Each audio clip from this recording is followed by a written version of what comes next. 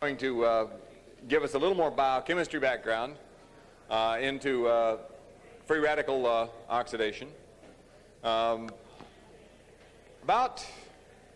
10 years ago now, the concept of aging came up, and they were saying, like, what really causes the human body, or any body for that matter, to age? And the theory was that at the time is, things just wore out. It's kind of like your car, they just wore out. And then they looked at the wear on the body a little more closely, and they came up with a theory called free radical oxidation. And that just like your car wears out, your car rusts, doesn't it? It develops an oxide. And, I read a thing in the paper about a fellow that lost his 2 kids. They fell out the back floor of his car in New York. I guess the floorboards were a little rusty, and they were jumping up and down. I hate it when that happens. And they fell through. So that's oxidation. Free radical oxidation or free radical damage. The sunlight hits the lawn furniture and makes the plastic stiff. Gary Strong was talking earlier about cross-linking of collagen fibers. Well, that's the stiffening of the elastic material that's part of your skin. And that causes wrinkles. So you can look at somebody that smokes, like Mike Ziff, and say, see all those nice wrinkles. And you wonder how he got those wrinkles, and he got it through free radical oxidation. And by the way, I was eating lunch today, and I was really tempted to use Tim Guilford's credit card.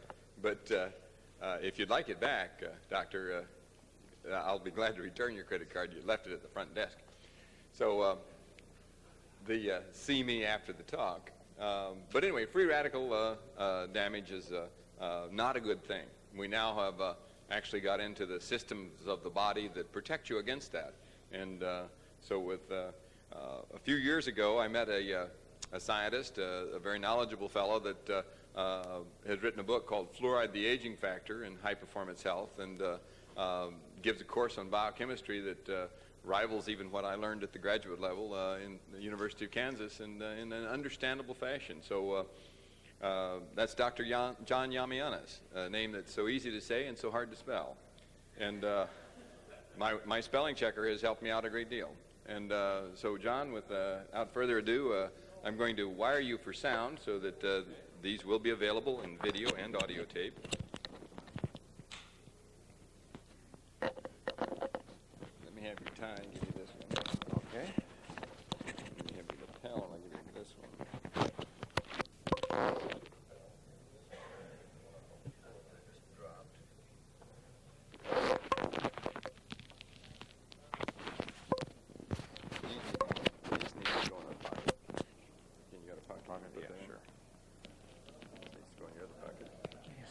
I tell you, this is I'll tell you, I'll be. If you trip, you'll just light up like a Christmas tree. Watch your glass of water down there. I brought you a new one. This is a fresh one. Okay, that one down there might spill. Is this fresh? Is this fresh? Okay, great.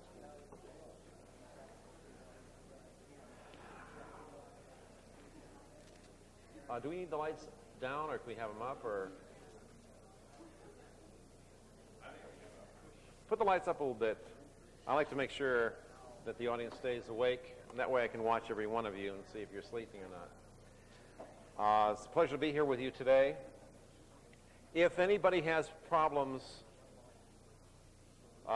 with hearing me or something like that, please speak out now. I'll be speaking. Problems? Louder? Is that loud enough? Good enough. Better? Great. Okay, the topic today was the free radicals and what? P450? It didn't say that in the program. And oxygen metabolism. That sounds more like, what's P450? Okay. Well, we'll actually be getting into that, but since we're talking about free radicals, many of you have heard about oxygen. How many people here know what a free radical is? Raise your hand. Hi. That's why I need the lights on. And how many people don't?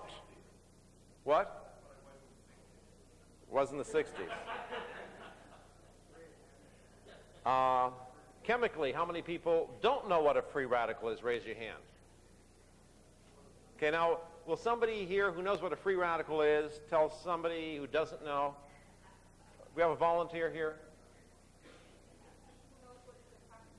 Pardon? What is a Pac-Man? That's a free radical? No? Okay. An atom with what? There we go. A free radical is an atom or molecule with an unpaired electron. Now we all know what a free radical is, right? I have a little difficulty sometimes. Please put the lights on a little bit. I have a little difficulty sometimes trying to explain what a free radical is when I haven't had a person take my course or something like this or know what their background is. And if I do nothing here, even if I only make it through a fourth of my lecture or a third or a half of my lecture, I want to make sure that everyone knows what I am talking about. And if I have any problem with anyone in the audience, please stand up. If I don't say something, start yelling and screaming and say, Dr. Y, I don't know what you're talking about. Now, normally, what we do when we have atoms put together in the form of molecules, like the HOH up there is water. The oxygen there has in its outer orbital 6 of its own electrons. One it's sharing with a hydrogen, one the hydrogen is sharing with it. And to the other hydrogen it's sharing an electron, and the hydrogen is sharing its electron. So every hydrogen atom there in that water molecule has 2 electrons going around it. And the oxygen in its outer orbital will have what we call a stable octet of electrons, 8 electrons going around it. Now, normally, when we took chemistry, we would look at water breaking down into, somebody tell me, what's H plus? Hydrogen ion, and OH minus? Hydroxyl ion. And that's the way we're told that water breaks down. Now what happens here, if I can grab all these cords with me. Do we have a pointer maybe or something?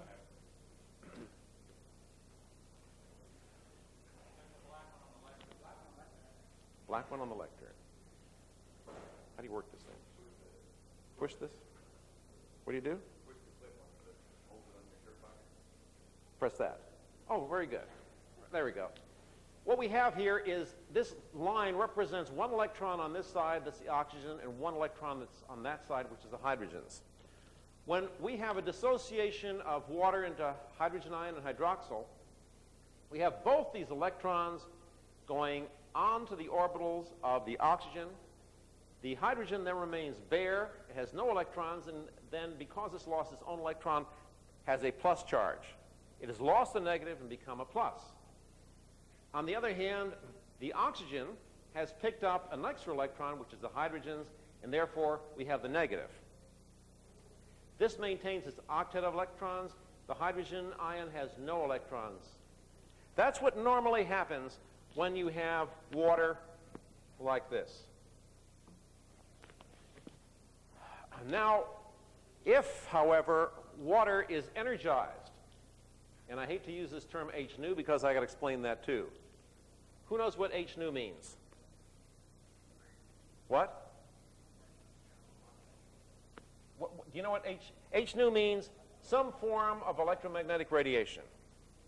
It could be visible light, could be X-rays, some form of visible light. Some form of visible light, X-rays, electromagnetic radiation. When we put enough energy into a water solution, rather than having the oxygen pull the electron off the hydrogen, what they do is they split that electron right down the middle. Hydrogen goes off with its electron, only 1, and it is unpaired. And instead of having the stable 4 pairs of electrons, 4 paired electrons in the outer orbital, it has 3 pairs and 1 unpaired electron. So by means of putting electromagnetic radiation into water, and this can be in the form of visible light, X-rays, gamma rays, you name it, we have now formed free radicals, 2 free radicals. Because what were a pair of electrons before now become 2 individual unpaired electrons, and these are free radicals. Now, the reason we call light h nu, h happens to be something called Planck's constant, and nu happens to be the frequency of that particular photon. The higher the frequency, that means the vibrations per second, the higher the energy, and there's something called E equals h nu. But when we want to talk about electromagnetic radiation, we usually use the term h nu. For you in your dental practice, for all practical purposes, you can look at h nu as being X-rays. Whenever h nu appears on any one of my diagrams here, X-rays and cosmic rays are the highest energy forms of electromagnetic radiation that we have. And if anything else does it, X-rays for sure will do it. When you X-ray your patient's mouth, you are producing free radicals, not only with regard to water, but with regard to everything in that person's mouth. And some of the suggestions I will have for you in protecting your patients against the damage will be geared towards taking care of the free radicals that are formed as a result of X-rays. We're going to be going into more things besides X-rays that cause free radicals, but that's one thing in your practice that you know for sure does cause free radicals. Next. By the way, Dave Kennedy insisted that I make these overheads. I usually don't have any of these things, or I'll pass something out to people. But anyhow, here they are, so don't blame me, blame Dave. What? They're quite cute. Yes, thank you. He gave me access to his computer. He says, John, he says, here's my computer. You run this out on my laser writer, and then you put it into my Xerox machine, and you put these films through and so forth. And I worked to get what it would take me about a minute to do by hand. It took me about a half hour. I still wasn't done with it. So I just took his films and just wrote on them. So excuse me. It worked. My goodness. All right. Now we're talking about oxygen metabolism. And what does oxygen have to do with free radicals? Anyone know? In the air that we have in this room right now, if it's normal air, if we haven't breathed all the oxygen out of it, it's about 20% oxygen, O2. Now, somebody tell me, by a show of hands, don't even answer, by a show of hands, how many people think O2, the stuff we're breathing in the air, is a free radical? Raise your hand. High. How many people think oxygen is a free radical? Keep them high. Somebody count the number of people who think oxygen is a free radical. High, high, up in the air. What is there, 1 or 2 or 3? How many? How many people believe oxygen is not a free radical? Raise your hand in the air. Guess who's wrong? Oxygen is a free radical. The stuff that you're breathing in the air right now is a free radical. As a matter of fact, it's what we call a diradical. It has 2 unpaired electrons, and I'm going to show you soon why that happens. But we have a free radical in the form of oxygen. I should really... is that thing with... No, I better not put the energy diagrams. I'll really confuse it. What we do, and I'll be explaining how we do this later, is that it appears to be that when the body uses oxygen, unlike when we burn a piece of paper or burn sugar, how many people know how high you have to raise sugar as far as temperature goes before it starts burning? It's hundreds of degrees, hundreds of degrees. Yet our own bodies can burn sugar at 98.6 degrees, and actually at lower temperatures than that. And it's all due to enzymes and a system we have called the cytochrome system. And what our cytochrome system does is it takes oxygen and in a step-by-step process adds 1, 2, 3, 4 electrons into it to eventually turn it into what? Water. Now, I've made this a little simpler by means of saying O there. What happens is this is what we call triplet oxygen. Don't worry about the fact I'm calling it triplet oxygen. That's the normal oxygen in the air. That, from what I have seen, our body energizes that to what is called singlet oxygen, which is a higher energy level. And it's because we raise that to a higher energy level that we spontaneously will make superoxide by putting the first electron in, Peroxide, by putting the second electron in. Hydroxyl free radical, hydroxyl ion and hydroxyl free radical, and then this is water. Now, this is an energy diagram. As you see, what we do is we put a little energy into the oxygen to change its electronic configuration, to make it unstable, where it's ready to break down. And then sure enough, down to superoxide, down to peroxide, over to hydroxyl free radical, not very much difference there, and then finally sharp drop into water. There are only two free radicals here. The first electron we put on to the superoxide right here, that's an unpaired electron. When we make peroxide, many of you may have thought peroxide was a free radical. No, we have then paired up that electron, and this is not a free radical anymore. Then we add another electron because unpaired it becomes a free radical again, is a hydroxyl free radical. And then, of course, down to water again, which is not a free radical. Next film then. In that diagram, what we had basically was, this is what we call superoxide, can also be written that way. This is what we wrote as peroxide. Most of you are familiar with it that way. All we're doing is adding hydrogen ion every time. Here we had the O3 minus, O2 with 3 minus charges, making water and hydroxyl free radical. And then finally, O4 minus O2, O2 with 4 minuses on it, which with 4 protons becomes water. That is how our body uses oxygen and uses oxygen to eventually make energy for us. The two free radicals are superoxide and hydroxyl free radical. Of the two, hydroxyl free radical is more toxic. These are substances made in our own body. We don't need X-rays for this. Now, when do they happen? When do they occur? All things in our bodies included are made up of cells. What I'm telling you shouldn't be too difficult. Within each cell we have organelles. One is called the nucleus. Another one is called a mitochondrion. And in the mitochondria, we have these little energy producing like batteries in the cell.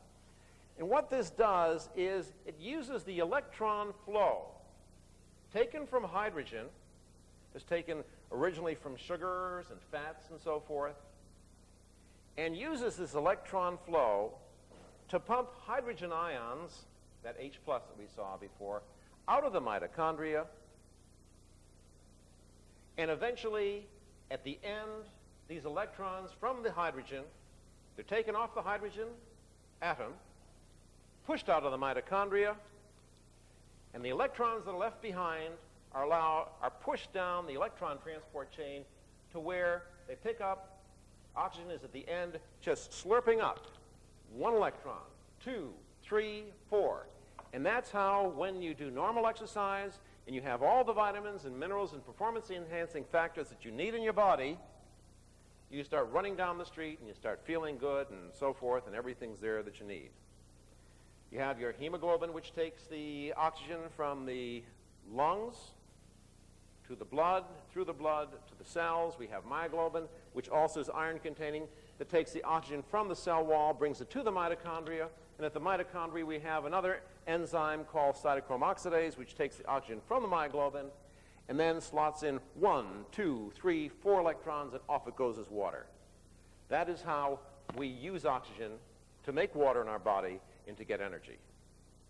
The electromagnetic gradient, the gradient of hydrogen ions outside the cell, leaving hydroxyl groups inside the cell, produces a gradient upon which a compound called ATP is made. In order for hydrogen ion to reestablish the equilibrium going back in, it's like a water wheel or a dam. It's forced to make ATP from ADP and PI. That's how we make energy. But what we're concerned about here is electron flow. If we take a person and put them in the Ironman triathlon, and they're not in good shape, and their nutrition is off, and they don't have all the performance-enhancing factors that they need, what happens is you slow down the electron flow through the cytochrome chain, And instead of going 1, 2, 3, 4, and out you go, they'll go 1, and out you go, and superoxide goes out. Or 1, 2, and peroxide goes out. Or 1, 2, 3, and hydroxyl free radical goes out. In other words, that system is being pushed too much.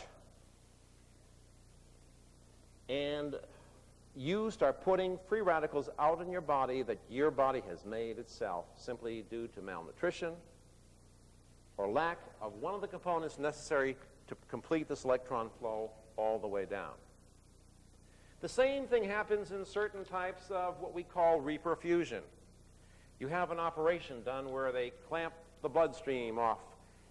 And what happens is all your cytochromes get filled with electrons that are just eager to get to the oxygen, but there's no oxygen coming because the blood is turned off. But the damage isn't done to that area that's clamped off until the clamp is opened again. Oxygen goes in, and you go 1, and it just wants to grab all the oxygen it can. It just keeps on grabbing oxygen, and you get free radicals. That's what we call reperfusion, damage by free radicals. We also have people who have blockages, natural blockages. And the damage isn't so much when the blood is cut off. It's when the blood goes back in again, we have oxygen flowing in, and that's where the damage occurs. And the good news is, we'll be coming to it later, you can prevent this.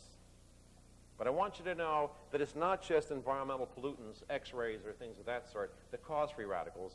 Other items can cause free radicals as well. Let's go on to the next film there. Oh, yes. We have our friend H-nu again, which is, as far as you're concerned, X-rays or gamma rays or ultraviolet. Anybody like to take these, what do you call them, tanning booths? Anybody going to tanning booths around here? Nobody goes to a tanning booth around here. That's amazing. I don't believe it, but I know one person in the room who goes to a tanning booth, or used to anyhow. Anyhow, we have a compound. Now, RH can be a sugar with a hydrogen atom as one in its structure. It could be a fat, it could be DNA, it could be anything. You irradiate that. It could be some type of unsaturated fatty acid. You irradiate that, and what you do is, just like the water, you split that bond between the hydrogen and the rest of the molecule to get R, which is a free radical, and hydrogen free radical. Now let's look at the R free radical. The R free radical at that time will pick up oxygen and will form what is called RO2 dot. Now on the bottom right here, let's see, we have another RH. This RH, the hydrogen from here joins to that to form RO2H, which is what, folks? It's a peroxide. You do that to your cell walls. You do that to your cell membranes. You do that to your DNA, to anything in your cell, and you're destroying that cell. But look what's happened. This R, from which that hydrogen was taken, now becomes a free radical again. The hydrogen was taken off just like that, and it becomes a free radical again, and the cycle goes over and over and over and over again, despite the fact that you've turned the light off. The damage continues. Let me put it this way. Let's say, for example, we have 100 couples dancing on a dance floor, and everybody is married to the person they're dancing with, and some single guy or some single gal comes in the room and taps one of the people on the shoulder and says, "May I have this dance with your partner?" And that person pulls away, and you dance with him or her. But then this person becomes a free radical. In other words, this RH here has stopped this from becoming a free radical. That's satisfied now. It's damaged. It's damaging, and this builds up. But the R now loses his partner, and this person goes to the next person on the dance floor and says, "May I dance in?" And this process goes through the entire room, and may go through it several times, where no one is dancing with their spouse anymore. You can see what I'm saying? Just took one person, one free radical, one unsatisfied, unpaired electron, and you can ravage the cell. What do we have in our body that's going to stop this process? Because it could go on forever. We have what are called free radical scavengers, and that's what we'll be talking about. But lest we think that this process is all bad, it's not. Because if free radicals are carefully contained in our body, they form the primary defense mechanism of our body, which is called the immune system. And within white blood cells, we can generate free radicals, but we keep them compartmentalized. When some foreign agent is out there that we want to destroy, the white blood cell engulfs it, throws in enzymes to break whatever it is down, and then as a final step, we'll use free radicals in the form of superoxide, hydroxyl free radical, singlet oxygen, and even hypochlorous ion, which is like bleach, formed in our own body by an enzyme called myeloperoxidase to destroy either the chemicals, bacteria, viruses, whatever it happens to be in our body. We'll definitely and totally incinerate them. So this is a two-edged sword. There are some people who actually give things like IV peroxide or IV ozone in an attempt to destroy bad things in our body. While they're doing that, they're going to be taking some good things along with them. These can generate, peroxide itself can generate free radicals. Oxygen is a free radical. So when we put a person in a perfect oxygen environment, we can expect more free radical damage. These things, believe it or not, when we talk about peroxide, we're talking about chemotherapy. We want to go in there and hit it with peroxide before we do too much damage to the person's body. As I said, it's a two-edged sword. It's not all bad. There is some good in it. Basically, you're safe when you can provide your body with the building blocks it needs to make free radicals where they belong and stop free radicals from forming where they don't belong. Next piece. And here we have our good old friend, vitamin C. You won't recognize it, but that is vitamin C. That's the active component of vitamin C right there. Is it? Yes, that's right. This goes off to another part of the vitamin C, and then there's a bond down here. There's a double bond here. There is a bond here. There should be a bond right there, and a bond right there, and a bond right there. You don't have a magic marker there. But anytime you see an electron like that, an electron like that, there is a bond there. Electron like that, there's a bond there. Vitamin C, at its active site, will pick up this free radical, the R. Now we're dealing with single electron movements here. I want you to recognize that we're not moving two electrons. We're not moving both of these like we did before. We're just taking this electron right here and putting it there. This electron here, now you have two electrons, you have three electrons here. So this electron moves down here. Now we got more electrons than we need. This electron moves here. This electron moves here. This electron moves there. And now we have an electron there, electron there. These join together to form HR, which is down here. We have satisfied the HR. We have satisfied the R free radical to form RH, which we normally stop at. But what have we done to the vitamin C? We have made vitamin C itself a free radical.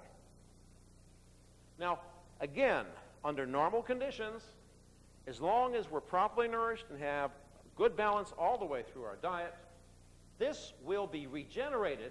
Vitamin C is not used up. It's a catalyst. It's actually regenerated to form the normal, and the hydrogen and the electron, the unpaired electron, is then supplied either through the cytochrome chain, which is this flow of electrons, and it just goes in there, vitamin C goes in there and picks one up and says, okay, I'm whole again, and picks up a hydrogen ion, and it's vitamin C. Or coenzyme Q will dig into the cytochrome chain and say, here, vitamin C, here's an electron. Or you can take my electron, vitamin C, and then go in and dig out another electron from the mitochondria's electron pool. Now, am I making myself clear? We have a free radical right here. If we don't stop that, we've got a guy in the room with a bunch of couples around, and before he gets into trouble and screws up everyone and they're not going to know what's going to happen after a while, they say, we're going to do one or two things to you. We're either going to get you out of the room or we're going to get a gal for you. That's all we do. That's all we're doing. We're either going to dump electrons into the electron pool or pull an electron out to pair that electron. The electron pool is in the cytochrome chain, which is in the mitochondria. That's where coenzyme Q is, right in the middle of the cytochrome chain. Vitamin E will serve as a mediator or middleman. Vitamin K and flavonoids and bioflavonoids. How many of you have heard of vitamin C being necessary for vitamin C to be more efficient to have bioflavonoids? That's why. Because it facilitates the flow of electrons to the vitamin C so you don't use up your vitamin C. However, if you're under extreme stress conditions, or you're not eating properly, or you're not sleeping properly, you're getting stressed out. Next slide, please. This is what happens to that thing you had before. This is your free radical vitamin C. And what happens is it gives one more unpaired electron to the R to make it RH. But what do you have here? You have a substance called dehydroascorbic acid. Once you go to dehydroascorbic acid, once the vitamin C has given away its second electron, it is finished. It is gone. If you're under environmental attack, if you're having emotional problems, if you're under extreme physical stress or mental stress, this is what's going to happen. Now, many of you have heard that when you're under stress, you need more vitamin C, right? Well, actually, surprisingly, you need more than just vitamin C. You need to somehow more properly deal with the stress. You shouldn't be using a catalyst as a substrate. Here you're using a substrate. After this, it just goes to carbon dioxide and water. It's calories after that. So that by having bioflavonoids with vitamin C, your vitamin C intake requirements are far less than they otherwise would be. If you have other things like riboflavin and niacin in your diet, which are in the electron transport chain, you won't have the problems with using up vitamin C more than you have to have. I'm not saying we should cut vitamin C levels way down, but there is one way of using it. It's like a friend of mine, not a friend of mine. A friend of mine has a farm next to me, Ed Smith. He used to have some farm hands down there. And what they did was it was a real cold winter. This is maybe about 15 years ago. It was a real cold winter, and they were getting wood from all over the house and so forth. And they ran out of wood, burning wood in the fireplace because that's how they kept their place warm. So they took the front door off in sub-zero temperature and burned the door. And yes, it worked for a while, but then it really got cold. Let me tell you, friends, you start using that second electron from the vitamin C, and you're going to get colder faster than you want to be. You can stay warm probably another 5 or 10 or 15 years if you don't put yourself through the stresses of using vitamin C as a substrate.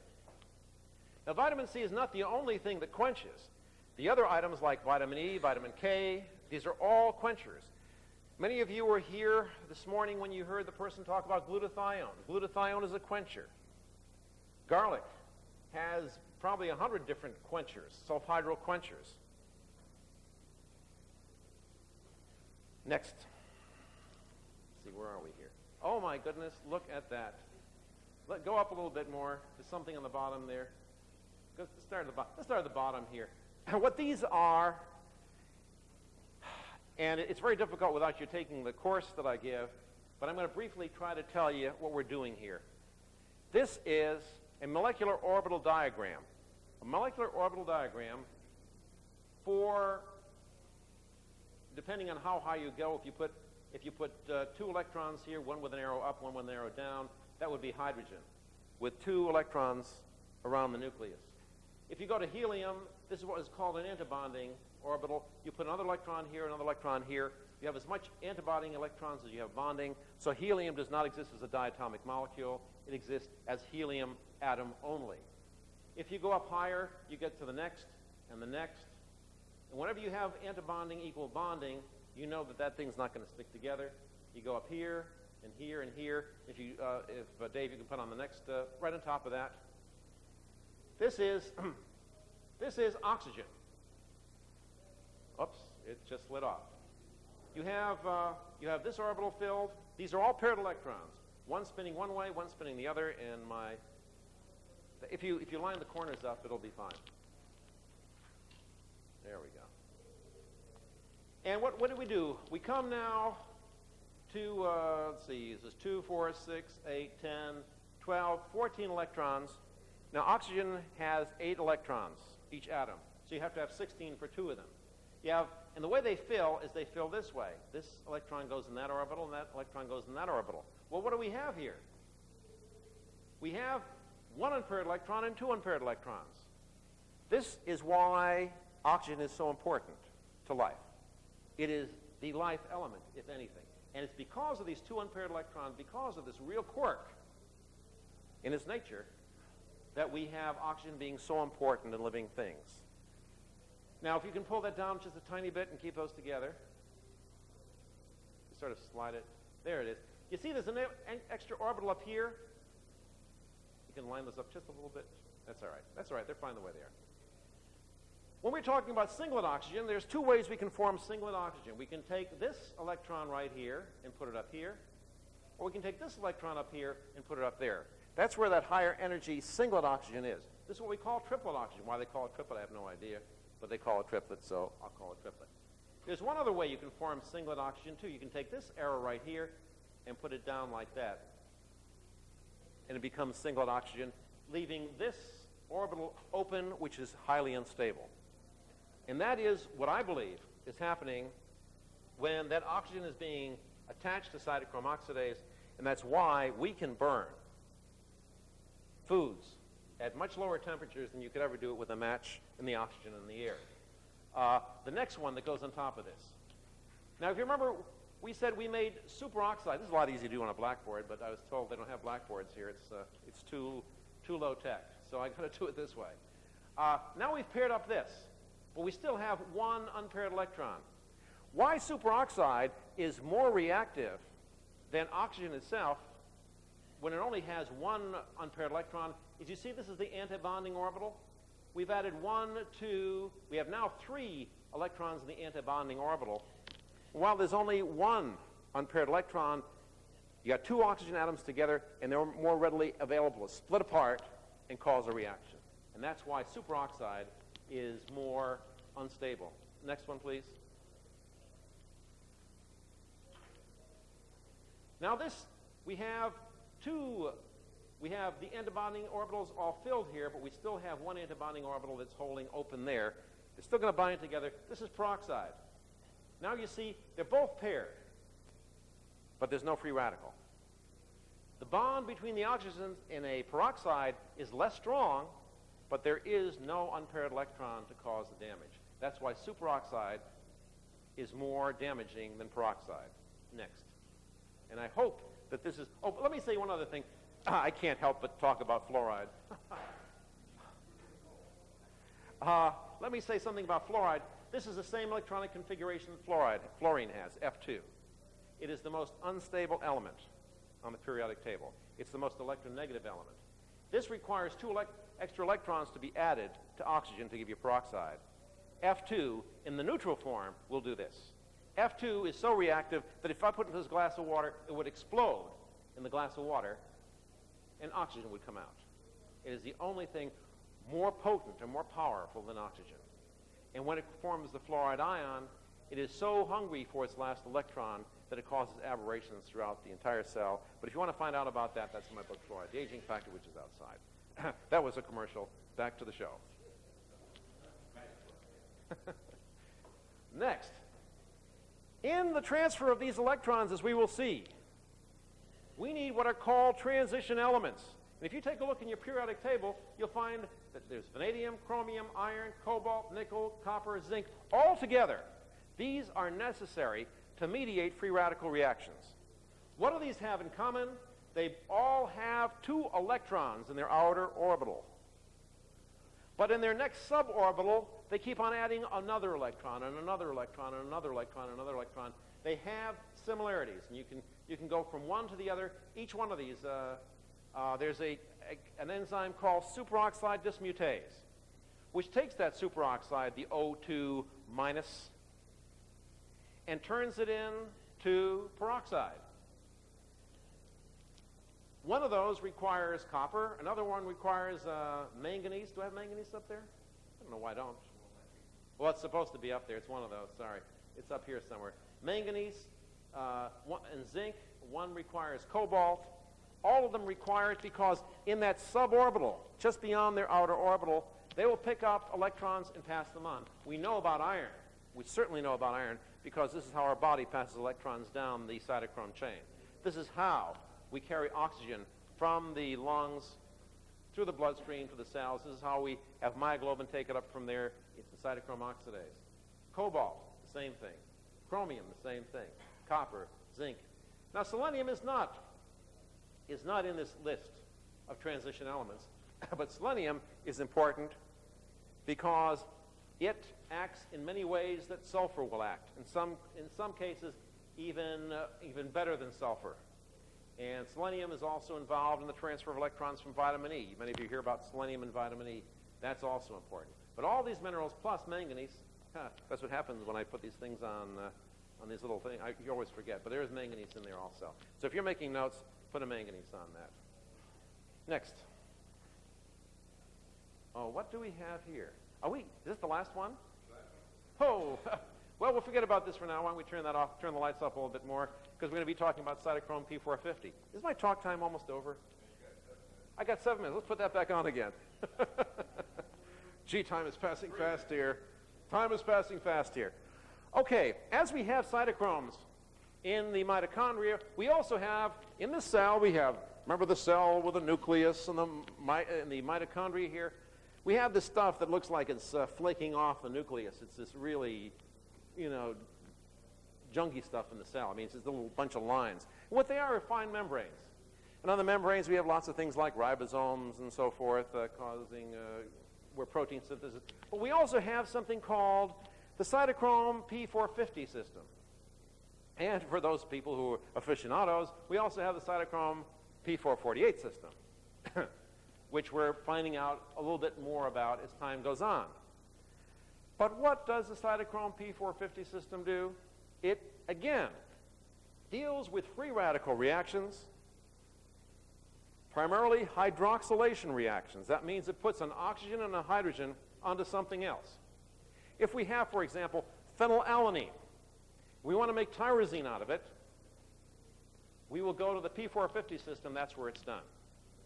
If we want to take cholesterol and hydroxylate it and make cortisol or testosterone or estrogen or estradiol, estritriol, this is a system that we do it in the microsomes.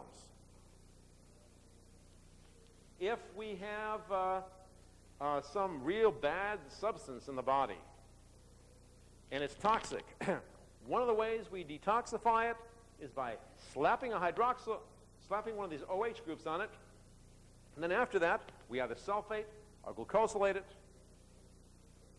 and it goes out through the urine, which is great. I mean, our body has all these phenomenal rejuvenation, detoxification systems, repair systems. And so what have our friends at the pesticide industry done? They have put things into the environment now where if the hydroxyl group is put on it, that becomes more toxic. So they can kill more bugs with less chemical. And when it gets into your defense mechanism, it does the same. In other words, what they have done, these guys should be, arrested for treason because they have worked around our own defense mechanism. They know our defense mechanisms, and they're working around them to form even more and more potent toxins. And if you're in my area, you believe in organic farming anyhow, and there shouldn't be any toxins there anyhow, and we should share, well, anyhow, that's another subject. That's See Meat on Acres USA convention. But let's say, for example, we talked about going from phenylalanine to tyrosine. We can go from tyrosine to dihydroxyphenylalanine. We form hormones from it. When we form from tryptophan, we'll make tryptophan into tryptamine, the formation of serotonin to hydroxytryptamine. Same thing. We have to put the hydroxyl group on. It's done this way. It's a very important set of reactions for detoxification and biosynthesis. Even the manufacture of collagen in our body, for our teeth and our bones, are made by means of hydroxylating amino acids called proline or lysine to form hydroxyproline and hydroxylysine. After the protein is made, after these amino acids are put together in the protein goes out into the microsomes, and the hydroxylation and lysine and proline occurs on the cytochrome P450 system. So what would life be? There'd be no sex, there'd be no ligaments, no tendons, no teeth, no bones, without the P450 system. Plus, we wouldn't have a detoxification mechanism. That's what P450 is. How does it work? Well, you may not be interested, but I think it's cute. You have the R group here, C bonded to a hydrogen, the single electron transfer over here. This is the P450 with the iron. The iron is bound to the oxygen, which has one unpaired electron there, one paired electron there, and two electrons that are paired there. This one pairs up one of the electrons, one of the unpaired electrons of oxygen. It forms this bond here. This guy goes and swivels around there. Isn't that neat? You leave a free radical behind. Now this unpaired electron comes with this. They join together. This breaks off. And now, instead of having a hydrogen on there, you have a hydroxyl group on there. That's as simple as it works. That's the way our P450 system works. But it does all these phenomenal things for us. Now, this can go off. Lights can go on.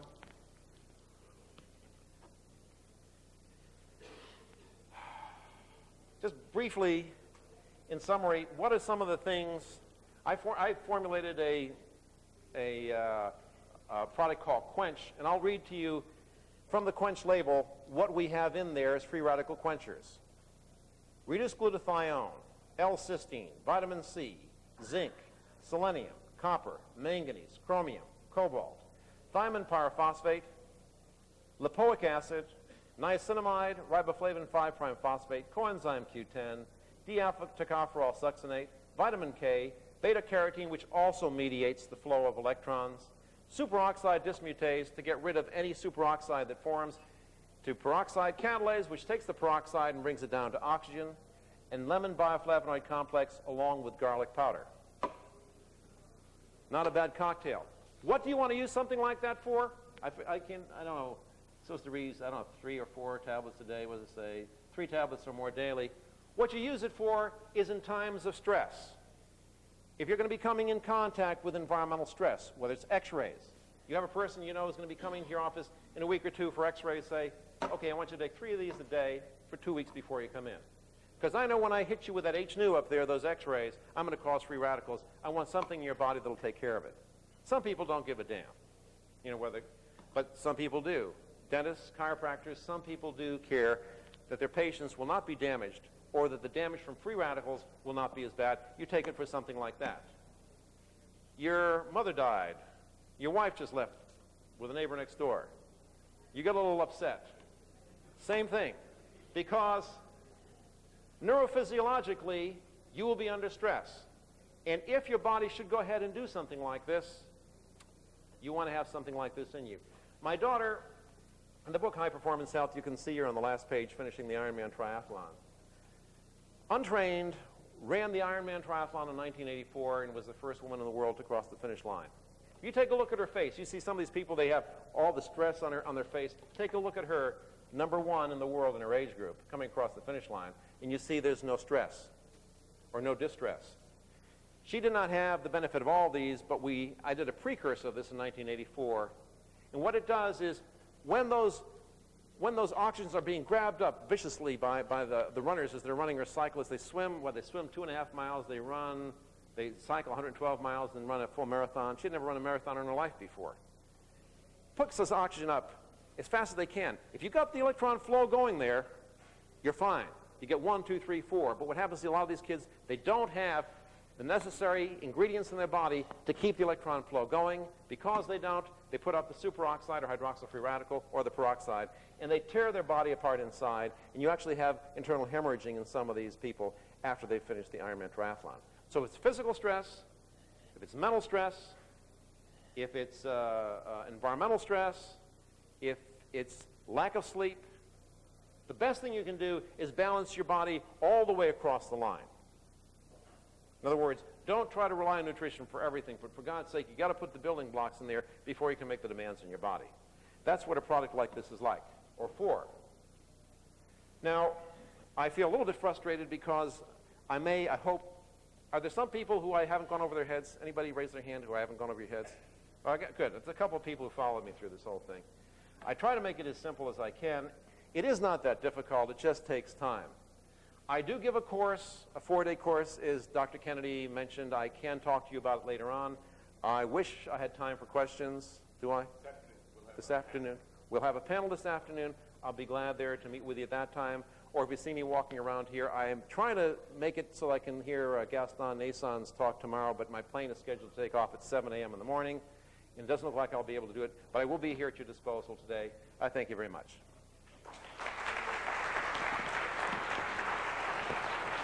Thank you for your wonderful talk. Okay.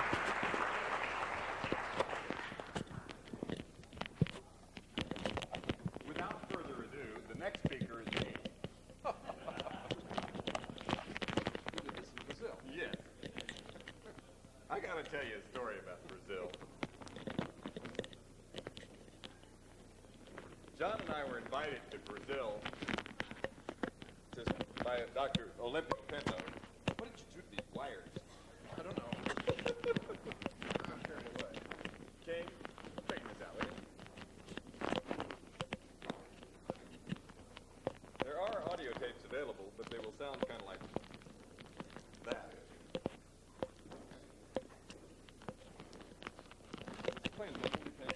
I don't know. I'm just going to speak loud because I'm going to tell you a little story that doesn't have to be on the tape. In Brazil, Dr. Y followed the Brazilian head of fluoridation, who spoke about the benefits of fluoride and how Brazil needed to have lots more fluoride because they're only 60% fluoridated. And he spoke for about an hour, and then he sat down, and Dr. Y said, could I borrow that last slide, please? And in a very gracious manner, of course, he said, why certainly, Dr. Yiamouyiannis. And he put the slide back on the projector, and Dr. Yiamouyiannis said, was this slide presented to this audience of dentists and physicians to educate or deceive? And then proceeded to show how the slide actually demonstrated that the highest fluoridation rate in the world is in Brazil, and the highest tooth decay rate in the world is in Brazil, and the lowest tooth decay rate in the world is in China, and it's against the law to fluoridate anything in China. And went through the whole slide, and as he was looking at it, he said, this is 1991 data, isn't it? And he says, why, as a matter of fact, yes. And he not only knew how the data changed from year to year, he knew exactly where the data had come from and proceeded to show how the slide had presented John's point of view rather than the previous lecturer's point of view. When he got all done, Dr. Pro Fluoride leaned over to me and he said, he certainly picked the right slide, didn't he? And I said, the bad news is he can do it with all of them. Thank you, Dr. Strong.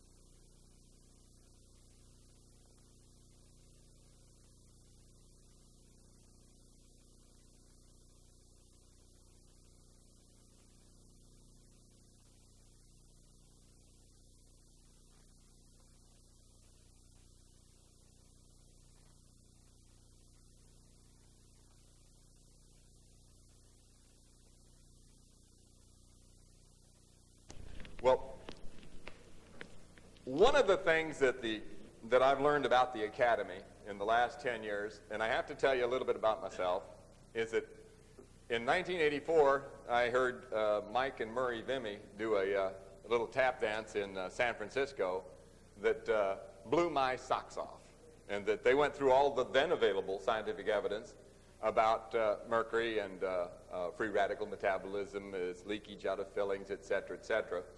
And I was pretty impressed. So the next time they said they were gathering was in Colorado, and so I attended the first annual scientific meeting of the IAOMT. And I've made actually every meeting of the IAOMT and every board meeting of the IAOMT for the last 10 years, with the exception of one. And that was the one where I met many of the people in this room today in Offenhausen, where the German Department of Health and the IAOMT rediscussed the issue of mercury safety, and they reaffirmed the fact that they thought maybe it wasn't the best thing in the world to have in the people's teeth. One of the things we like to do in the Academy is not give you our opinion, because as Socrates said, evil comes from opinions. Goodness and truth are eternal, and they never, ever, ever, ever, ever change. So if you see something that's changing right and left and right and left and up and down and right and left, that's an opinion. And that Socrates said that evil enters our lives from opinions, and that truth is eternal, and it's where goodness comes from. And so mercury's always been a poison, hasn't it?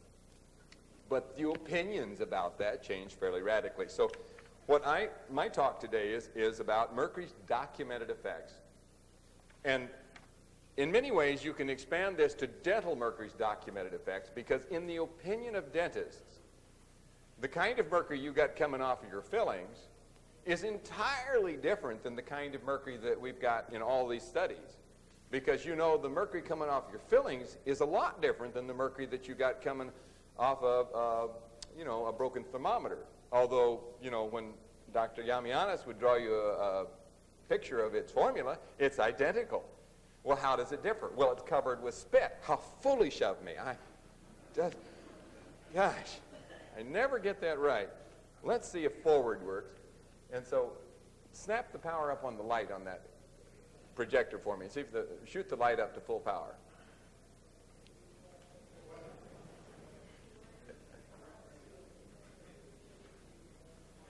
I have some real pretty slides. There we go. Turn the lights. Oh, let's back it up one. That's one forward. Lights down. Thank you very much. Gary, get that door for me. I made these slides a little dark, so one of the reasons I did that was so that you could take a nap. Unlike Dr. Yiamouyiannis, I think sleep is good for quenching free radicals. And that I enjoy talking about the scientific evidence of risks and benefits, and that later on we'll hear from Dr. Carl Meyer, who's going to talk about informed consent.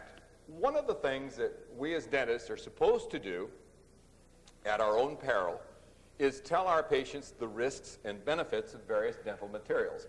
And so what I'd like to do is to demonstrate some of the documented scientific evidence of the risks and benefits from exposure to mercury.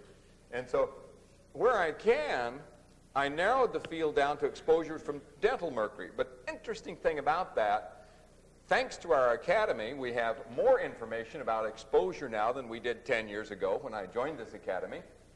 And as a matter of fact, we have so much evidence about exposure to mercury, several world organizations, including the World Health Organization, of which the United States is a member, have decided that dental amalgam is the predominant source of exposure to mercury. Now, what does that mean? It means if you take all of the mercury that we're exposed to from broken thermometers and fish and air and water and all these things and wrap them together, that there's unquestionably more exposure from your fillings than all these other sources combined. Yet, some people would differ with that in their opinion. But they can produce no documented scientific evidence anywhere in the world that agrees with their opinion. So I prefer to go with the documented scientific evidence and talk about exposure.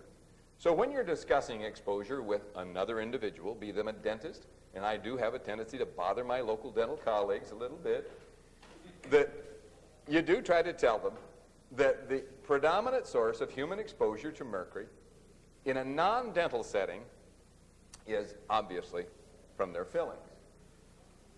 There are multiple routes of exposure.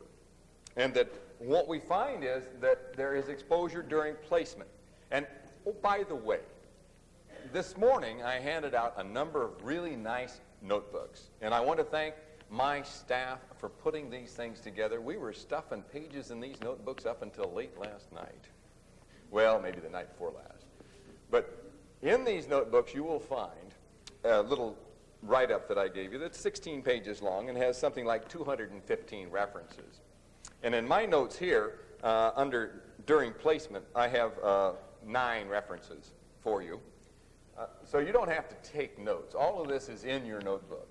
But just kind of watch and see what we've been able to scuffle out of the documented, peer-reviewed scientific. And you know what? In all those references, in all those places that I've made little notes, I never once picked up a Consumer's Report, the San Diego Union Tribune, or any other lay journal. These are out of scientific journals, ones that don't have ads in them. And you got to learn to differentiate between scientific journals and journals of opinion, because journals of opinion are ones that have ads in them.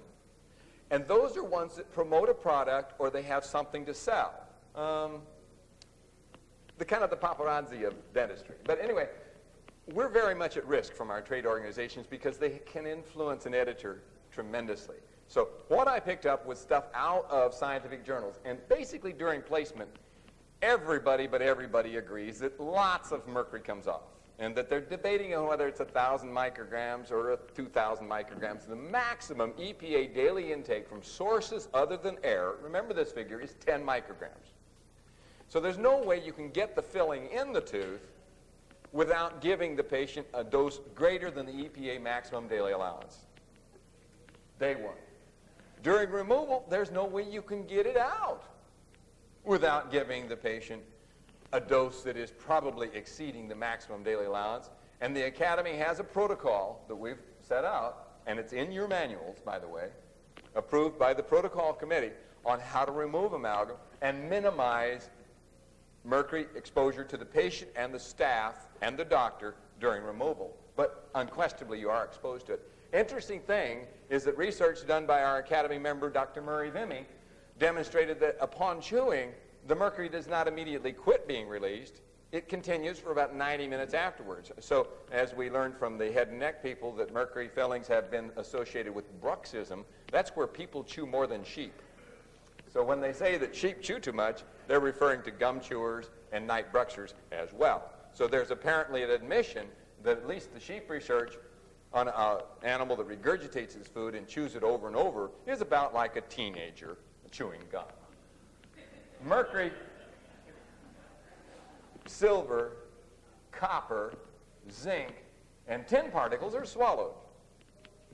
And it goes into your intestines. And as Robert Barat said, as he looked at that radioactive picture of Murray's sheep, oh, its intestines lit up like a Christmas tree.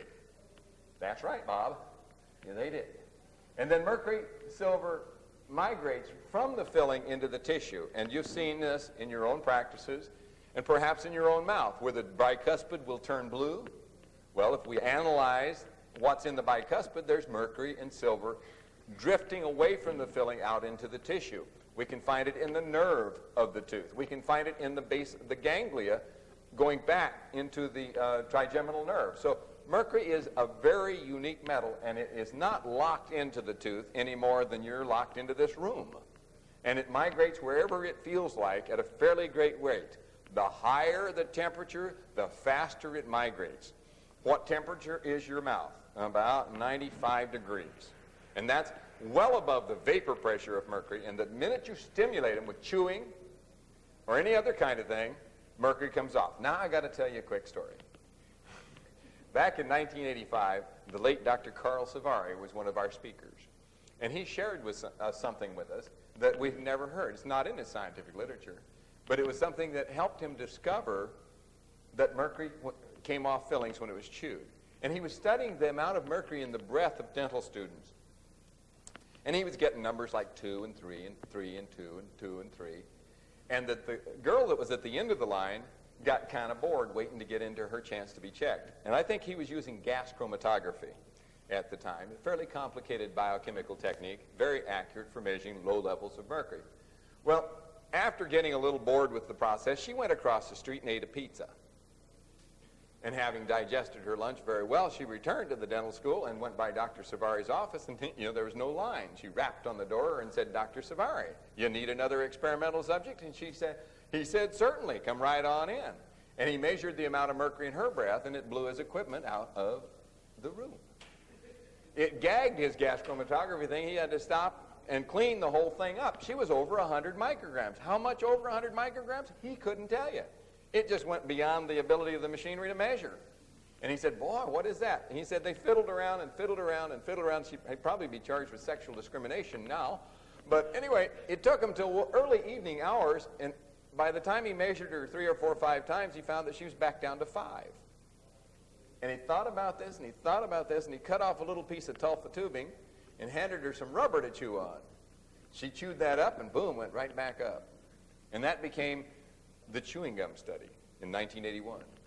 And he was talking about how that serendipitous experience allowed him to find that mercury comes off when you chew. He should have known that, because that was written up in 1975 in a letter to the editor in Lancet by Dr. Gay et al. But he didn't. He found it out himself. So then the question was, well, mercury comes off the fillings. Is that a problem? No, the ADA says people breathe out. Let's practice that a little bit. Chew, chew, chew, chew, chew, chew, chew, chew, chew. I think we're overlooking something here.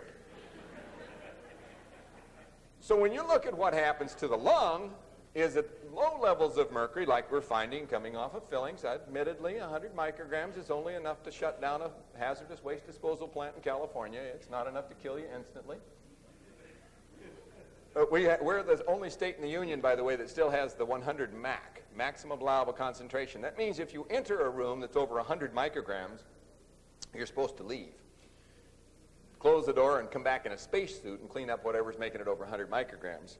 I measured a dentist in Scotland whose breath was over 300 micrograms. Well, he breathes out a lot. So he was a rather heavy drinker, so there is some evidence that alcohol protects the brain from high levels of mercury. So maybe they shouldn't have this alcohol reduction program for dentists, do you think? Absorption across the lung, almost 100% at low levels, can be down to 70% if you're up around the 100 or 200 range. So thank God. Absorption from the gut is fairly slow, not very high, depending on the form of mercury. And this is one of the things that has led the dentist to claim that methyl mercury is far more toxic than elemental mercury, because if you eat methyl mercury, as a matter of fact, the guy that invented methyl mercury died within 2 weeks of his discovery because it absorbed through his skin. Bummer.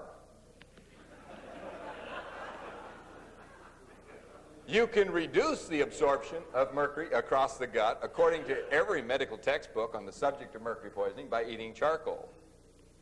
Unfortunately, that's now the subject of a court case. The poor dentist recommended that a patient might wish to consume charcoal, and they say, well, you're a nut and you're crazy and you should not realize that mercury's perfectly safe and you can eat all you want and don't bother with the charcoal, even though it's in the medical and dental textbooks that you purchased when you went to school. Don't bother to read those things. They're just full of malarkey. So absorption from the gut, fairly low in the form that it comes off the filling. However, since there is a large bolus of mercury in the gut, that it is a previously unrecognized source of mercury exposure that we're now beginning to calculate an exposure from. As Robert Barat said, those intestines lit up like a Christmas tree, so that's where the fillings were. Absorption from the alveolar process. You know, they talk about wear on composites. Well, do amalgams wear? When you calculate the number of micrograms of mercury wearing off the amalgams, that it greatly exceeds the acceptable daily dose. So the daily dose is ingested, not net absorbed. So if you just calculate the amount of micrograms wearing off, it appears to be a problem. Absorption across the alveolar process. Dr. Till did autopsies and found that there were a lot of mercury coming out of the filling into the jawbone. And that he documented that in 1977. But in my little references here, I have a couple other references for them also. And then there's a thing called axonal transport. And they've shown that if you put mercury in a tooth, that you can find it in the pulp, the dental nerve, the mandibular nerve, and migrating all the way back toward the brain, especially if you inhale it. So is it locked into the tooth? I don't think so. So then we got to look for body burden, because body burden is the next step. Once you pack it in the tooth, grind it up, swallow it, chew it, inhale it, what gets into the body is absorption. What stays in the body is called the body burden. And so how did we determine the body burden? They've determined the body burden by 3 specific methods. Autopsy is the most direct method, and there's really no question that when we slice people up that had mercury fillings in their teeth, there's more mercury in their brains, kidneys, hearts, livers, than there is in the brains, hearts, livers, and kidneys of people who don't have mercury fillings in their teeth. So it's pretty obvious they're getting a dose of mercury, and the amount of mercury in the brains, heart, livers, and kidneys is about 3 to 4 times more than the brains, heart, livers, and kidneys of people who don't have mercury fillings in their teeth. And the good news is that if you've worn dentures for a number of years, the amount of mercury in your brain, heart, liver, and kidney drops. The bad news is if you're a dentist, there's lots in your pituitary. The pituitary is not very important to male dentists because it controls just your thyroid and a few other things like that. In the females, it controls the menstrual system, and that's probably what's interfering with fertility. And so, anyway, it won't hurt you much. Chelation is a process you're going to learn a lot about tomorrow, where we talk about administering a drug that pulls mercury out of the body. And so if you administer a drug and watch how much comes out, it gives you an idea how much is inside. And the example I give is this. If I wanted to know how many people were watching the football game, I can't watch the freeway and count the number of cars. That is what measurements of blood or urine are, is you're watching how many people are going by. But that doesn't tell you who stopped off to watch the game, does it?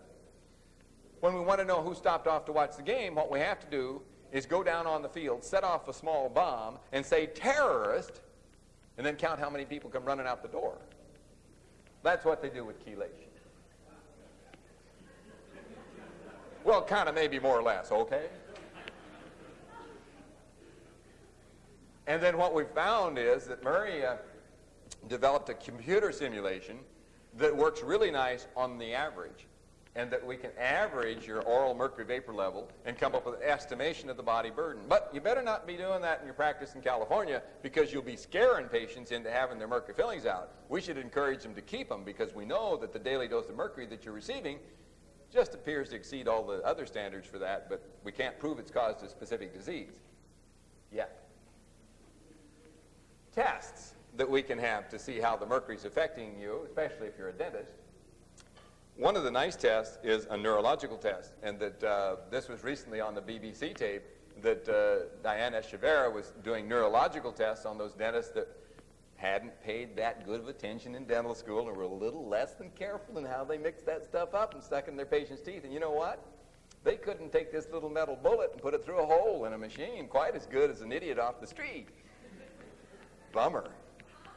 These are the guys that are supposed to be knowing how to fix teeth, right? You know, so manual dexterity diminishes the higher the mercury exposure. But the proponents of mercury fillings were immediately pressed to get the spin doctors on that, and they said, well, you know, it doesn't really affect their dentistry. Although we've never done any studies on what their dentistry looks like, or we haven't even examined their dentistry, we're sure it doesn't affect it much. And then here's the DMPS challenge. That's the Arab terrorist throwing the bomb out in the middle of the stadium to see how many people happen to run out the door. And then the chewing gum test. This is an interesting test. Mike Zipp, a few years ago, wrote a book that if you have a lot of time before you go to sleep at night and you'd like something to help you fall asleep, you can read. It's excruciatingly readable. It's a wonderful textbook on infertility and birth defects. And I read the book, and so did a physician in Germany who was in charge of the infertility program. And what she found is that you can have people chew up gum and measure how much mercury comes out their breath, or you can inject them with Dimaval and see how much mercury comes out their urine, and that you can get a pretty good measurement of how much mercury is in their system. Well, why was that important to her?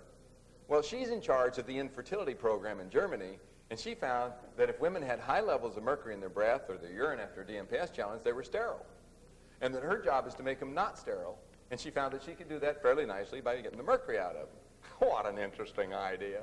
I'm glad that she figured that out. And here are the means that all of the proponents of mercury rely upon: blood, hair, and urine. Well, what are these blood, hair, and urine tests? Well, the blood is the amount that's circulating around in your system right now.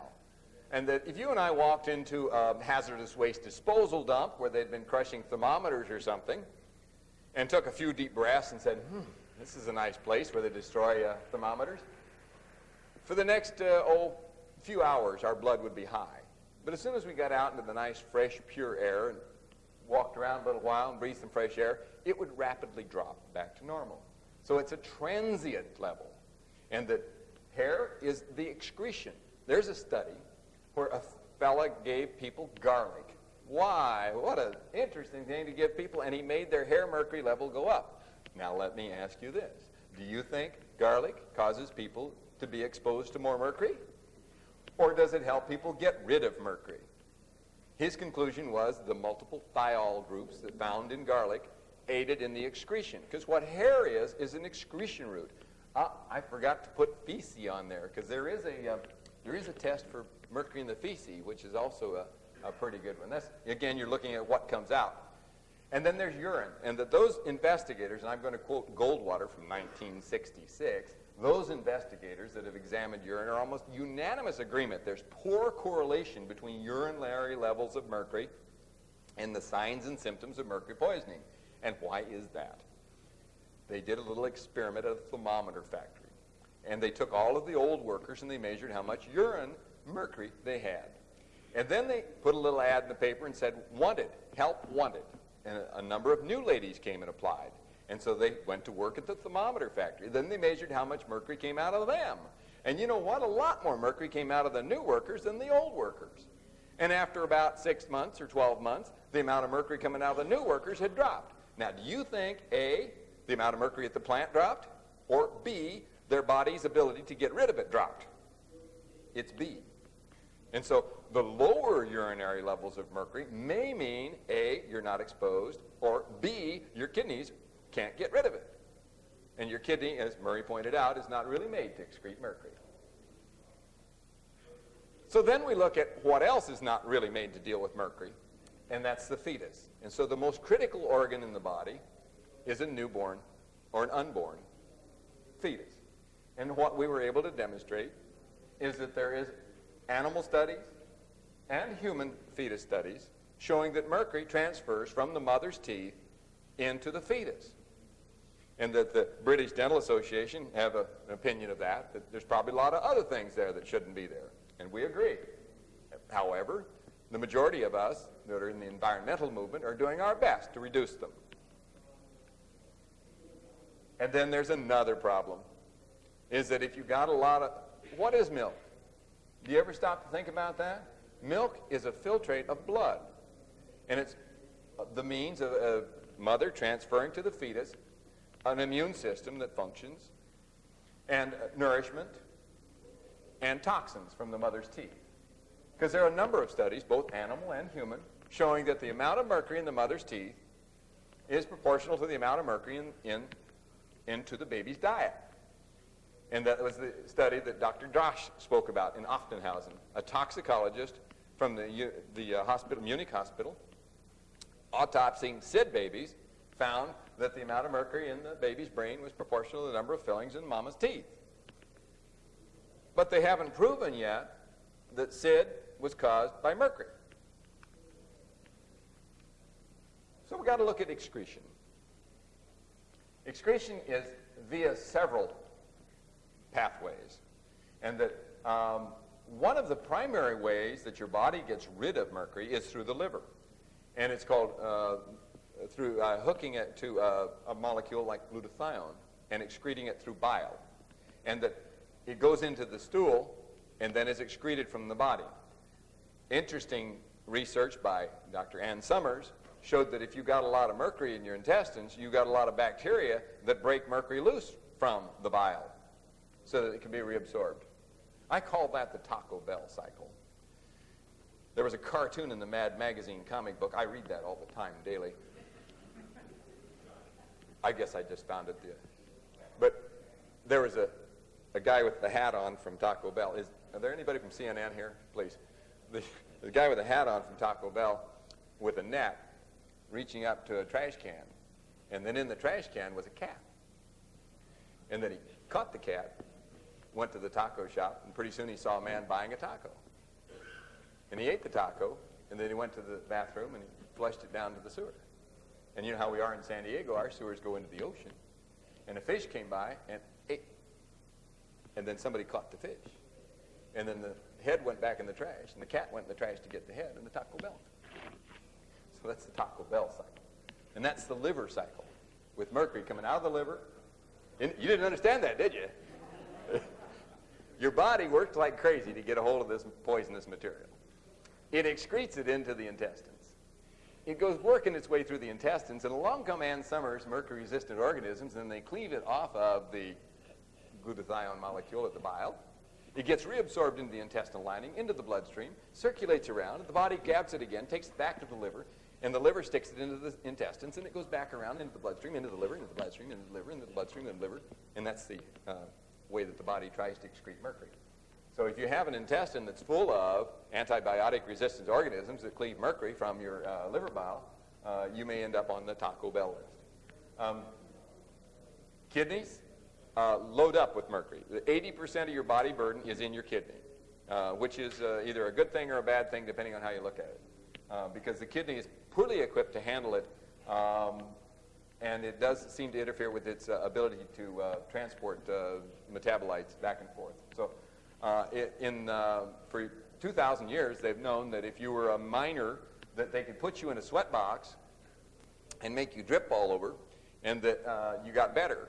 Well, gee, there's some research now that if you are mercury poisoned and we make you sweat a lot, and we look at the sweat, that there's a lot of mercury in it. So your body can get the mercury to go out through the sweat. And so there are physicians that have therapy clinics for pesticides, as John was speaking of earlier, also come out in sweat.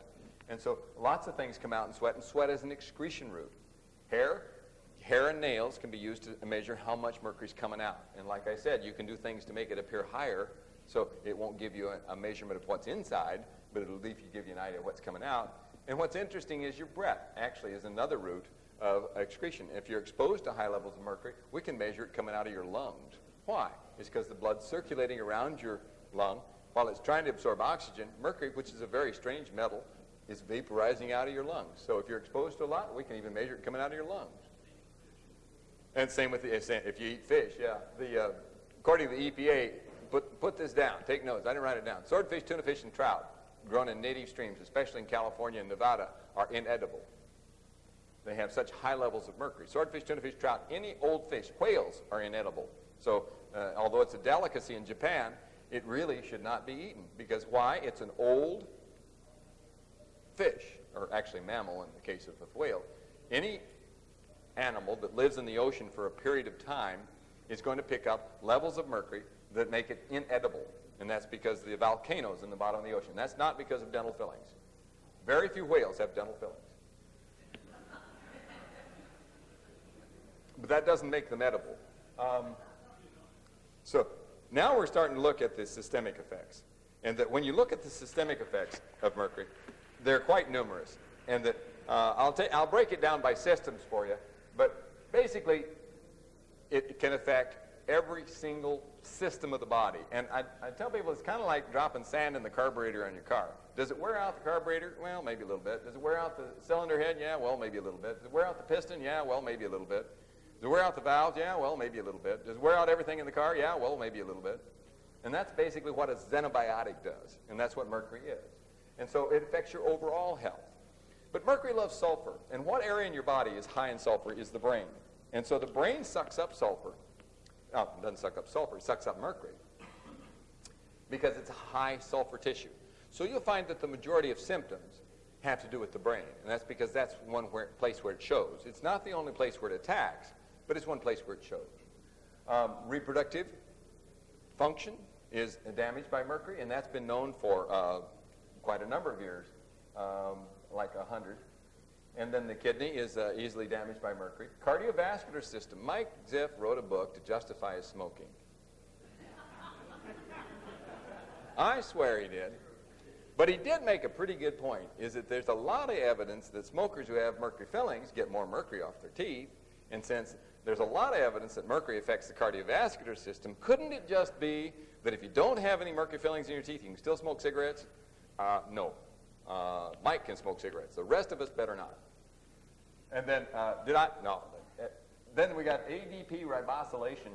Somebody told me about that study, and I had to ask him what ADP ribosylation was. This kind of gets into what's called a pathognomonic disease. This is getting kind of fun because mercury is so weird, and it interferes with so many systems that it's very likely it will create a very, very unique disease, which would be one that would show that only that disease could have been caused by mercury. And that's what a pathognomonic disease. If you look at the anecdotal defense of mercury as presented by the pro-mercury establishment, it says that, yeah, there's mercury exposure. Yeah, there's mercury in the baby's brain. Yeah, there's mercury coming off the fillings. Yeah, there's mercury in the kidney, in the brain, heart, liver. But you haven't proven that it causes a specific illness. Lord help the dentists when they do. Because all the attorneys in the world will start salivating. Because once you've proven that it causes a specific illness, you can kiss your retirement goodbye. Matter of fact, you can kiss your insurance company goodbye because they'll fold. And that they'll come back against everything that we've ever earned in our lives. Because if you can imagine what happened to Dow Corning when they proved that, or kind of maybe suggested that, and they didn't really actually ever prove that breast implants made out of silicone were causing the immune suppression that some people said they were. However, they did settle for enough money that it made the Dow stock drop a couple $1 billion. So I think maybe if you could prove that mercury off of fillings was causing a specific disease entity, that you could probably guarantee a pretty nice retirement if you were an attorney. So that's why we charge attorneys triple to attend these meetings. And then you've been beat to death with ion metabolism. So immunological effects, even the American Dental Association admits that some people are affected immunologically, and that's a process called allergy.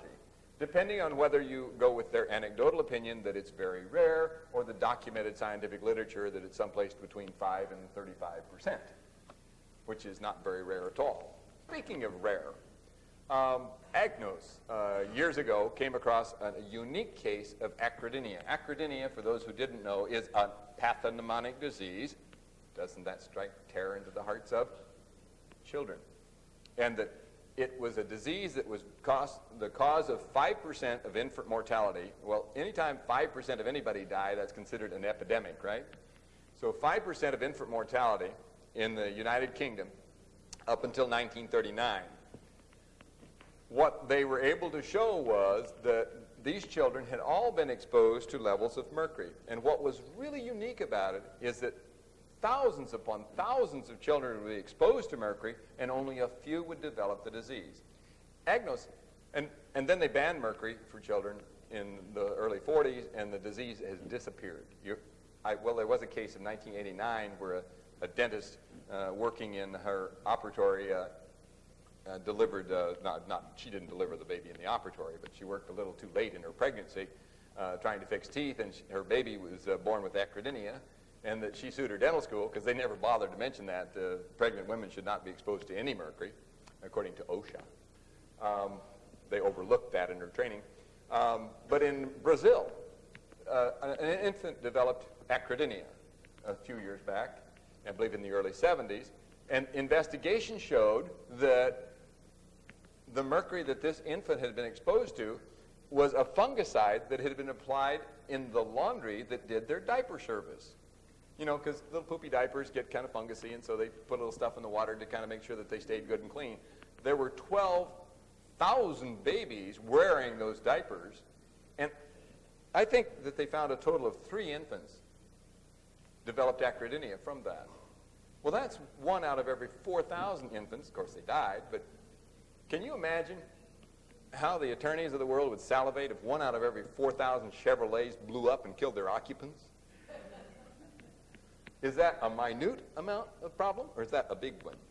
So it depends on your point of view, I suppose, if it's your baby or somebody else's. Immunological effects. Toxic effect is a different deal. Toxic effect is what a xenobiotic does. And that I liked what John showed was the formula where you have an increase in energy in molecules when you zap it with X-ray or some energy. And he said this, I don't know if you caught it, but this is Planck's constant. And that Dr. Max Planck developed his theory of mathematics around the turn of the century. Einstein read that theory and immediately came up with, well, hell, if that's true, E equals mc squared.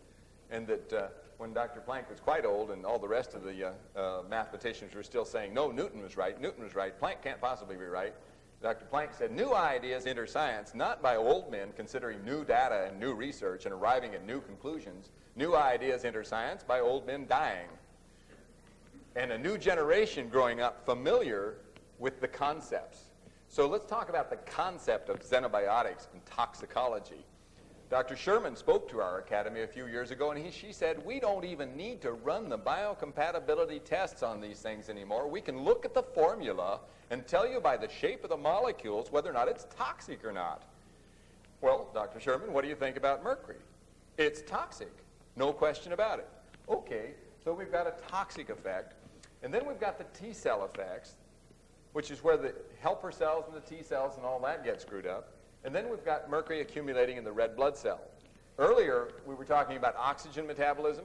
There's a really nice new study out. I think it's about 1.5 years old, and I believe it's one of the references I've given here from Dr. Siberud. And that what they found was that when people had their mercury fillings removed, I think these were sick people, maybe they were healthy, but they had lots of fillings removed, they had better oxygenation. Interesting concept. When you analyze the blood, the mercury from your fillings end up in the red blood cells.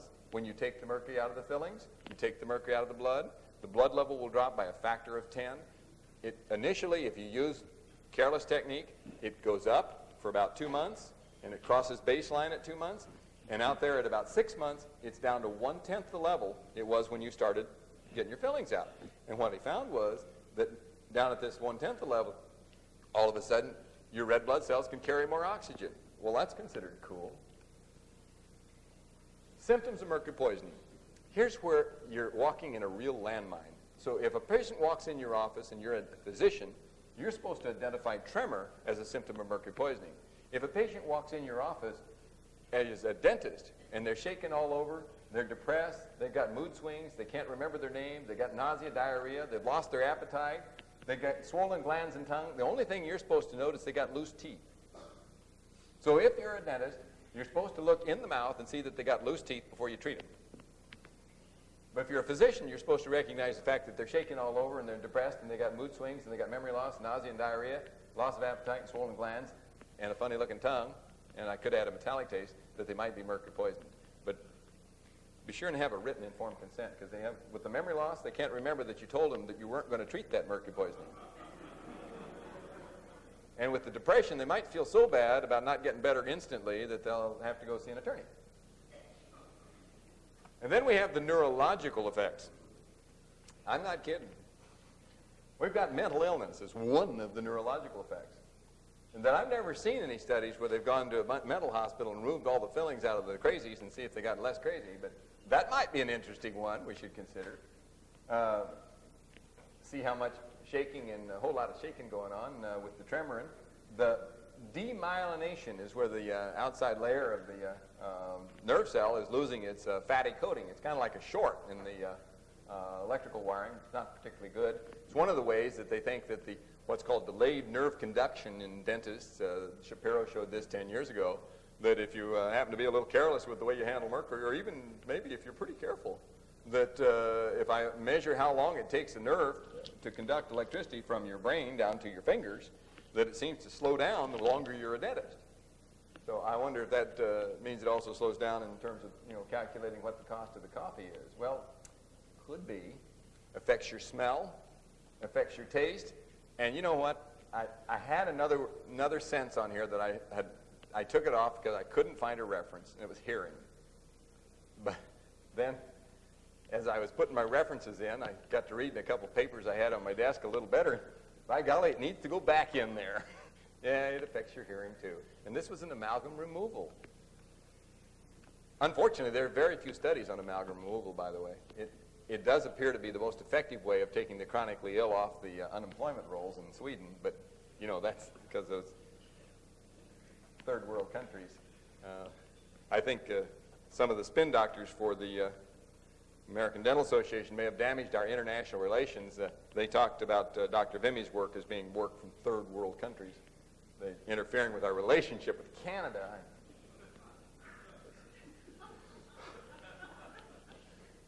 We'll get Jimmy Carter in and straighten that out.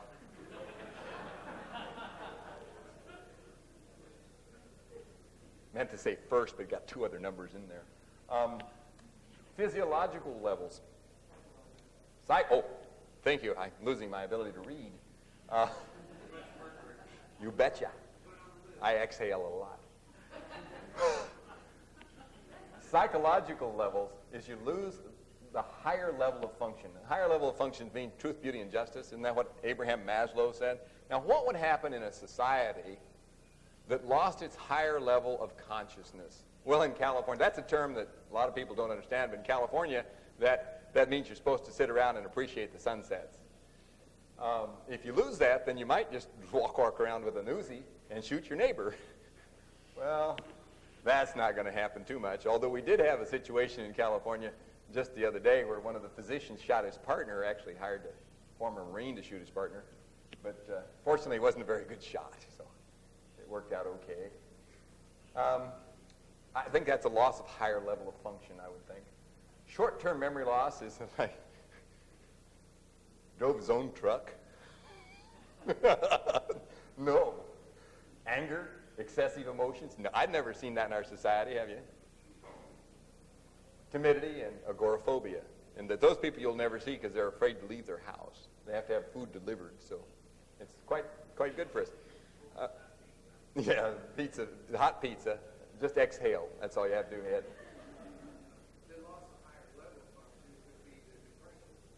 Yes, and it could cause a little problem. There's a study by Berlin who took rats that were pregnant and gave them a little bit of mercury exposure, and what they came up with was that the offspring were not quite as smart as the rats that hadn't had the mercury exposure.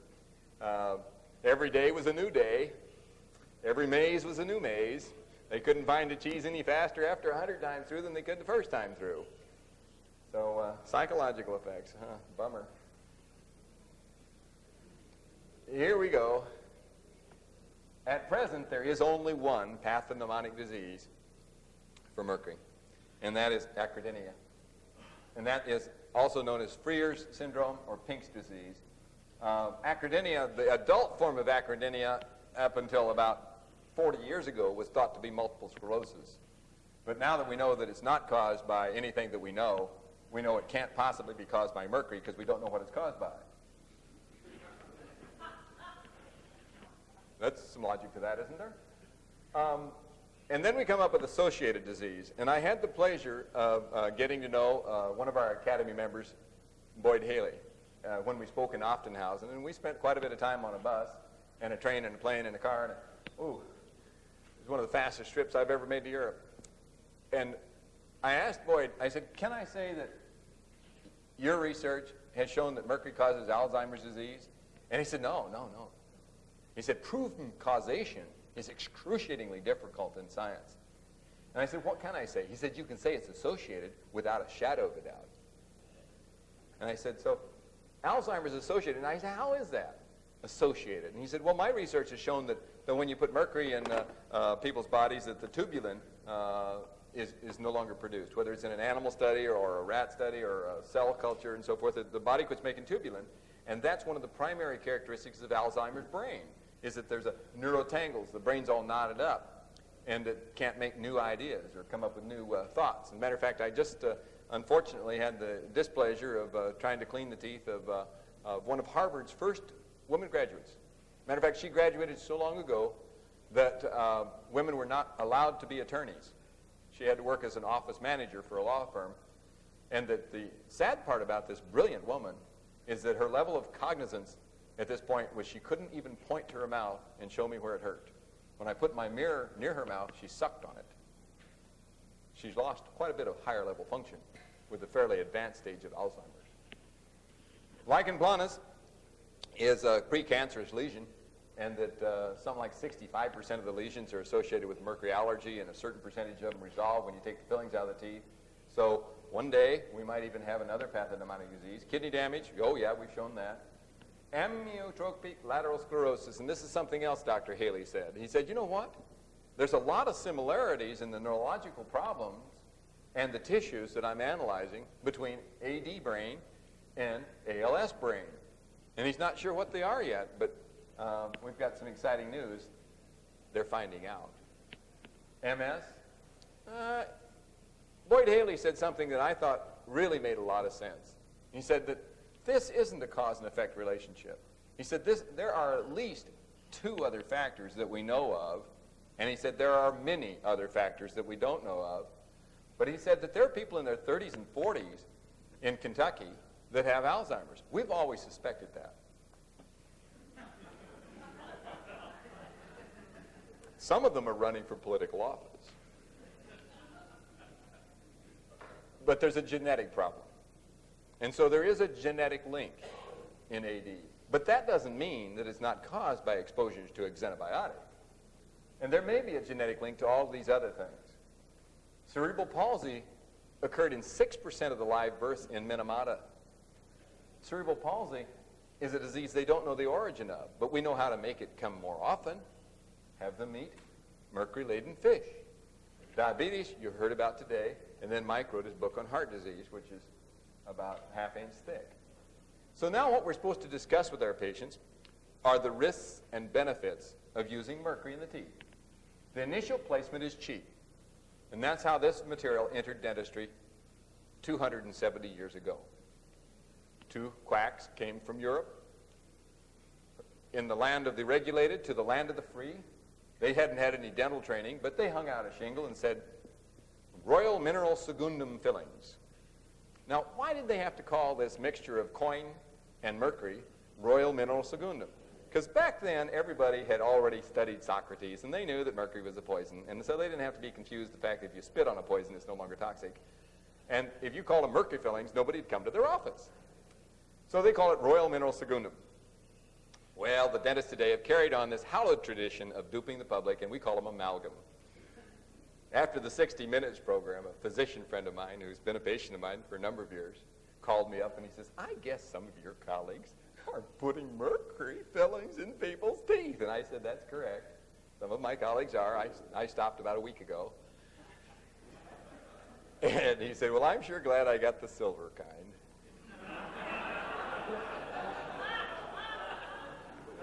And this is a learned doctor. I respect him as a physician. I said, well, I've got some good news and some bad news. It's quicksilver.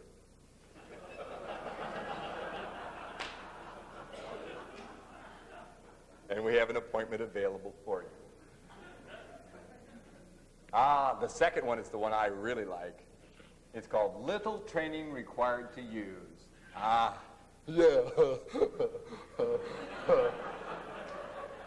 You know how the California graduates can't even read now. If we're going to have a steady supply of dentists, we're going to have something real simple. So that's what we need. Kind of irritates me, though, because I got A's now. Now everybody gets A's.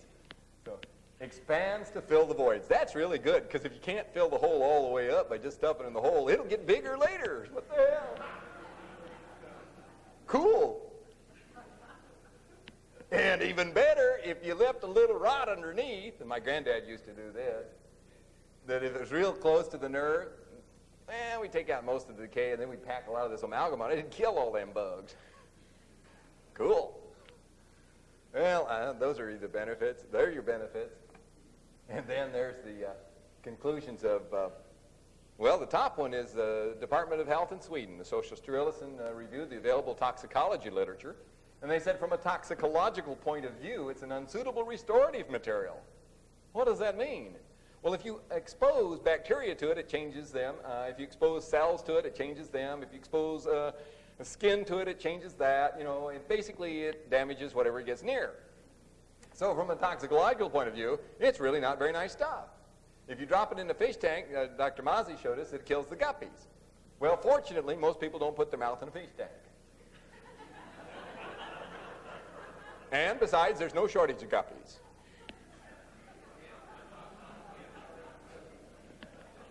And then the second one is probably the most damning insult to our profession we have suffered in our 150-year tradition, is that Dr. Harold Lowe, the director of the National Institute for Dental Research, came out with a comment in September of 1993. And what he said was that what we dentists do for a living was wrong, and it caused teeth to break and nerves to die, and the patient to need more dentistry later and be extracted and pulled, and it was the wrong thing to do for children. And yet 80% of the children today, and it's required by law in California, that if you're a welfare child, you have to have mercury fillings. They're even prosecuted to nice dentists who were, in the goodness of their hearts, decided to put composite fillings in children, and you know how bad those are. They prosecuted them for fraud because they billed welfare for an amalgam. Well, the fact that amalgam is the only material that's covered under the welfare program meant that they had fudged a number, and they prosecuted it for fraud, and they said we're being defrauded. So now the government has made it an illegal act to do what's right. Who says it's right? The man that sits on top of $100 million worth of research money a year said that it is inappropriate to use amalgam as the first restorative material because it drills away too much good tooth, and it takes the strength of the tooth down 75%, causes that to break, causes the tooth to die, require expensive treatment later on in life, and that we should do something more conservative as a first restoration. A sealant would be ideal. Barring that, we need to do a conservative composite restoration. Oh, bad word, bad word. Those composites apparently last far longer and with less destructive failure when they do fail than the amalgam. Who says that? Harold Lowe, head of the NIDR. Did he say a word about toxicity and maybe turning intelligent children into morons? No, he didn't mention that. See that word maybe? That's to keep the attorneys off of my back. I use written informed consents. I audio tape my consults. They're funny. So, from a periodontal's point of view, is that you lose a millimeter of bone when you put an MO in a tooth. Is that a good deal or a bad deal? Well, as long as you got a lot of millimeters to lose, that's okay. But if you don't have enough millimeters to lose, it's probably not okay. From a structural restoration, is you weaken the tooth 75% by putting an amalgam in there. And you know what? I got into this by the back door. I used to ask people, would you like the white fillings in the white teeth or the black fillings in the white teeth?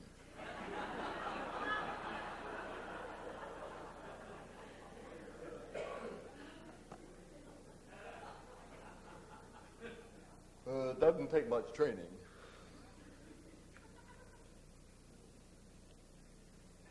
The safety and risks of amalgam. The safety is based on 170 years of use. And let me examine that from a scientific standpoint.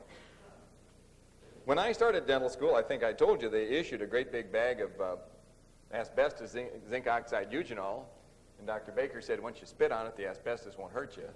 Well, they'd been doing that for quite a number of years, too. And I was having dinner the other night at the Endodontic Study Club, and I decided to irritate my dinner partners by mentioning that fact. And I got an interesting response from one of my dental colleagues. And he said, well, I did that for many years, and I never, ever saw a patient with any oral cancers. I asked him if any of them ever died of mesothelioma, and he didn't know what that was. And the risks of putting amalgam in the teeth, the risks of putting amalgam in the teeth are now based upon hard scientific evidence thanks to this academy. And let me say this, that this academy is a fundraising organization to promote research. And although everyone here is paid handsomely for the privilege of attending this meeting, I want to personally, as the outgoing president, thank God Rich Fisher's coming in, to thank you all for attending this meeting and paying quite handsomely so that we can have more money to fund more research, so we can find more fun things that we can talk about at our next annual meeting. Because it just gets better and better, folks. It just gets better and better. And that we've even expanded our research into other areas, and that you'll be enjoying some more of the Academy presentations as we go on. I think if my memory serves, that we're ready for a break. And no, another speaker?